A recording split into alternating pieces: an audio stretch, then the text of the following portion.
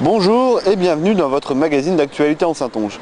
Alors depuis dimanche dernier, nous connaissons les protagonistes qui s'affronteront pour les présidentielles du 6 mai prochain. Au niveau national, François Hollande remporte 28,63% des suffrages, Nicolas Sarkozy 27,18%, le taux d'abstention s'élevant à 20,53%.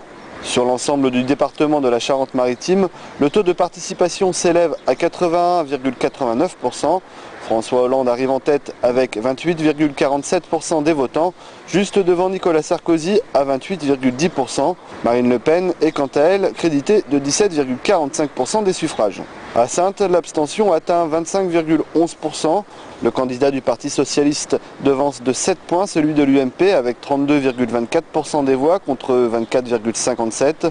Le Front National arrive troisième avec 13,76%. À Saint-Jean-d'Angély, le taux de participation s'élève à 74,42%. François Hollande, 32,51%, devance Nicolas Sarkozy, 26,77%, et Marine Le Pen obtient 15,16%. Enfin à Jonzac, François Hollande obtient 33,35% des voix, devant Nicolas Sarkozy, 27,6%, et Marine Le Pen à 12,97%. L'abstention s'élève à 25,10%.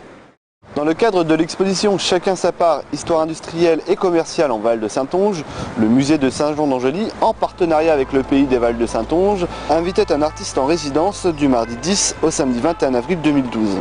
Ce Postman Quartet, artiste originaire de Nantes, a pu revisiter l'esthétique des affiches industrielles et commerciales présentées dans l'exposition en utilisant de multiples techniques allant de la sérigraphie au pochoir en passant par le collage.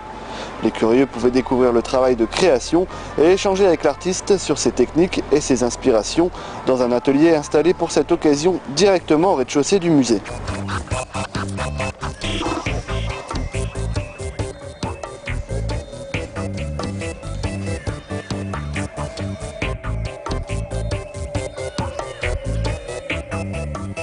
Le Postman Quartet, c'est un peu par hasard, hein. Moi je suis tombé sur une photo, il y avait en dessous une photo de facteur, en dessous il y avait marqué Postman, j'écoutais John Coltrane Quartet, on était deux d'ailleurs, et c'est venu comme ça, Postman Quartet, ça sonnait bien, ça fait un peu musique, on ne sait pas trop si c'est un groupe, un magasin, une marque, un collectif, un artiste, voilà. Moi j'ai cet intérêt et cette attirance pour tous les affichistes du début du XXe siècle, où voilà, c'est des mecs qui avaient une vraie pratique artistique et qui étaient amenés à faire de l'affiche et qui faisaient pas de l'affiche commerciale, quoi, qui faisaient de l'affiche esthétique avant tout. Et c'est vrai qu'aujourd'hui, voilà, pour rentrer aussi en confrontation par rapport à tout ce qu'il y a, à la pollution visuelle et commerciale et publicitaire qu'on peut trouver en ville en particulier, les affiches et mes peintures, elles ont aussi toujours un petit peu ce côté, un petit peu une espèce de texture qui nous replonge un peu dans des choses qu'on connaît ou dans notre histoire en fait. Enfin, c'est un peu une histoire de mémoire collective aussi. Je trouve que c'est pas mal de partir de ces bases de documents là qui existent dans l'inconscient collectif. Depuis le début, en fait, on a fait reposer l'exposition sur une démarche de collecte, donc avec un point de vue assez subjectif. Et donc, ce principe-là se poursuit avec la résidence d'artistes, où en fait, chacun, que ce soit les témoins, des commerçants, des ouvriers, des historiens et donc des artistes, apportent en fait sa part d'interprétation du récit de l'histoire locale qui est présentée dans l'exposition.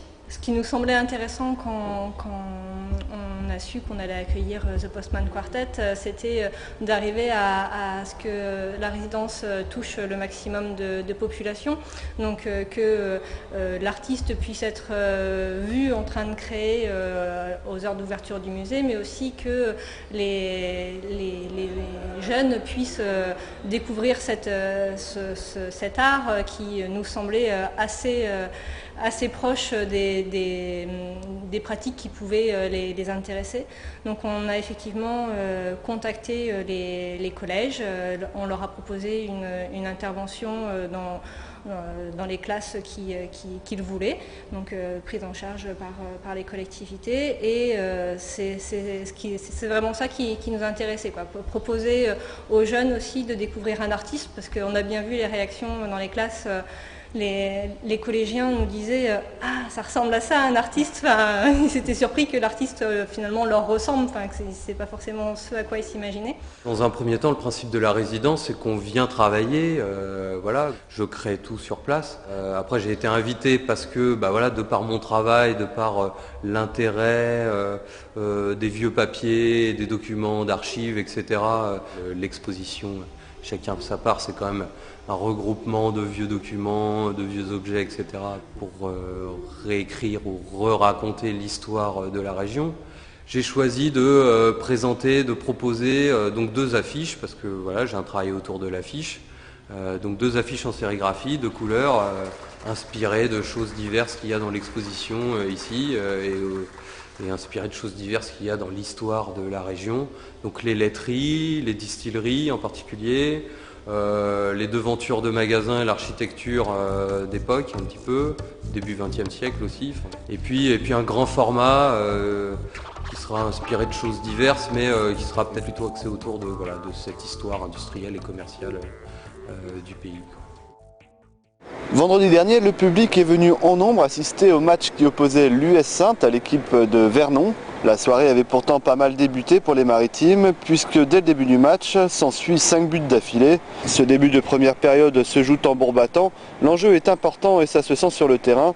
Beaucoup de fautes, de crispation et l'écart du début fond comme neige au soleil. Les 2 équipes se quittent à la mi-temps avec un but d'écart, 11-10.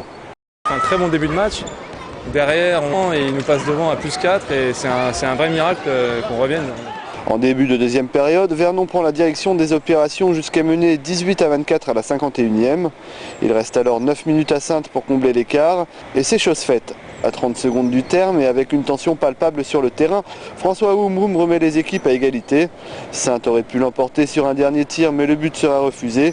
Les 2 équipes se séparent sur le score de 24 partout. Une opération qui n'arrange pas les affaires de l'US Saintes, même si avec ce match nul, l'US évite la casse. Il reste 3 matchs pour se maintenir en Pro D2, une pression supplémentaire qu'il va falloir apprendre à maîtriser pour les joueurs, d'autant que le prochain match s'annonce compliqué. L'US Saintes se déplacera à Billers, actuellement 3e du championnat de Pro D2 et en course pour la montée en LNH. Les samedis 28 et dimanche 29 avril, ne manquez surtout pas la 17e édition de Floralia qui a lieu à Saint-Jean-d'Angély. Rendez-vous incontournable des amateurs de jardinage, ce week-end floral, organisé place de l'Hôtel de Ville, a cette année pour thème la symphonie florale. Les visiteurs pourront rencontrer plus d'une trentaine d'exposants spécialisés en plantation pour potager, arbres, arbustes et fleurs. Des conférences et concerts sont également prévus et l'entrée est gratuite. Retrouvez toutes les informations sur le site www.angeli.net.